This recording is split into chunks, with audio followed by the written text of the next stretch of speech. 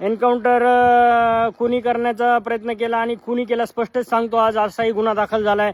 ते धनंजय मुंडेंनाच नको होते वाल्मिक कराड, कारण त्यांची काही अंडी पिल्ली ते बाहेर काढणार होते आणि त्यांचा संबंध आला असता 302 मध्ये आणि आज ते आरोपी झाले असते किंवा होणारही नाहीत कदाचित. त्यांना खूप सपोर्ट आहे. आपले महाराष्ट्राचे गृहमंत्री आणि सीएम फडणवीस साहेबांचा सपोर्ट आहे. ते होणारही नाही, त्यांना आरोपी केलेही नाही जाणार. तेवढे ते पुरावे दाबले गेलेले आहेत. तर मित्रांनो, कालच्या व्हिडिओनंतर हा माझा व्हिडिओ आहे आणि आता मी महाराष्ट्र पोलिसांना ओपन चॅलेंज देतो की त्यांनी मला पकडून दाखवावं. मित्रांनो, मी सायबरमध्ये काम केलेलं आहे आणि 20 वर्ष पोलीस डिपार्टमेंटमध्ये काम केलेलं आहे. तर किती टीम पाठवू द्या, 3 नाही 4 नाही 10 टीम पाठवू द्या, मी भेटणार नाही. मी रोज 2 गाड्या चेंज करतो. इथून पुढे 2 कार्ड, 2 मोबाईल, 2 IMEI सगळे चेंज करणार, 2 स्टेट बदलणार इथून पुढे. तर मित्रांनो, मला पकडून दाखवायचा प्रयत्न या गव्हर्नमेंटने करायचा आणि मग बघायचं. त्याच्या अगोदर मी खऱ्या मार्गाने आणि न्यायाच्या मार्गाने जाणार आहे. माझा अँटिसिपेटरी बेल म्हणजे अटकपूर्व जामीन मी आजच मांडणार आहे कोर्टामध्ये. वकिलांना बोललोय मी या विषयावरती, कारण सिस्टमच्या विरोधात जास्त दिवस लढता येत नाही हे मला जाणवलेलं आहे. तर मी लवकरच म्हणजे माझे दोन्ही मोबाईल आता चालू करणार आहे लगेचच 5-10 मिनिटानंतर. मला कॉल करू नका, मला त्रास होतो. मला मेसेज करा, मी प्रत्येकाचे मेसेज वाचतो आणि रिप्लाय देतो. तर मित्रांनो, कारण काय, आता मी ज्यांच्यावर आरोप केले तेच आता भाजपमध्ये प्रवेश करणार आहेत आणि धनंजय मुंडे आणि ते काय म्हणतात ते वॉशिंग मशीनमधून आता ते क्लीन होऊन बाहेर येणार आहेत. तर ह्याच्यामध्ये बळी जाणार किंवा फक्त बळी जाणार तर माझाच जाणार आहे. मला माहिती आहे माझ्या विरुद्धच गुन्हे दाखल होणार आहेत. आता तेव्हा मला असं जाणवलं की आता पळून उपयोग होणार नाही. कुठल्याही संकटाचा आजपर्यंत मी सामना केलेला आहे.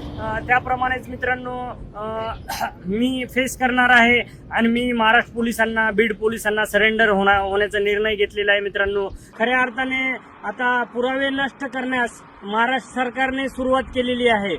मी आता डायरेक्ट महाराष्ट्र सरकारवरच आरोप करतो की मला आता कॉल आलेला. मी ज्या ठिकाणी राहतो बीडमध्ये समोरच काही MPSCचे विद्यार्थी अभ्यास करतात, स्टडी रूम आहे.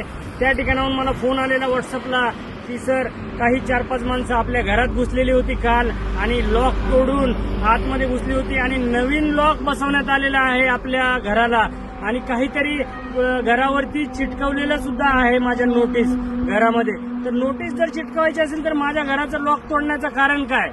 ठीक आहे, तर आता हे सर्व इन कॅमेऱ्यामध्ये माझ्या घरामध्ये एंट्री होईल, मीडियाच्या समोर होईल. तर मित्रांनो, हे सरकार बघा कुठल्या लेवलला जात आहे. करुणा मुंडेच्या गाडीत रिव्हॉल्वर ठेवलं होतं या धनंजय मुंडेंनी.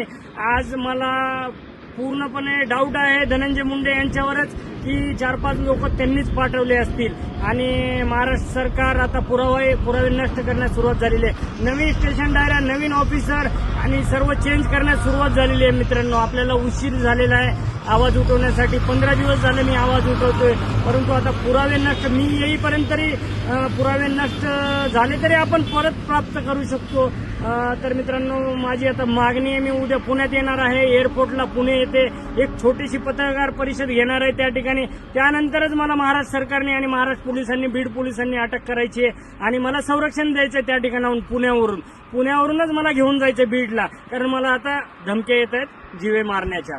तर चला मित्रांनो, हा व्हिडिओ होता. हा व्हिडिओ शेअर करा. या ठिकाणी माझ्या घरामध्ये जर 4-5 लोक घुसतात, महाराष्ट्रामध्ये किती आवाज उठवला. अक्षय शिंदेचा एन्काउंटर होतो. अक्षय शिंदेला असा बेड्या घालून, दोरखंड बांधून, पाये बांधून त्याचा एन्काउंटर होतो, तर कोण आवाज उठवत नाही. अजून मी बोलतोय नेहमी माझ्या घरी 4-5 लोक घुसून माझे पुरावे घेऊन चाललेत. तर मित्रांनो, चला आवाज उठवा आता खऱ्या अर्थाने. आता सोशल मीडिया आणि जनतेने मला उद्या मी पुण्यात येणार आहे एअरपोर्टला. तर मित्रांनो, मला संरक्षण पाहिजे.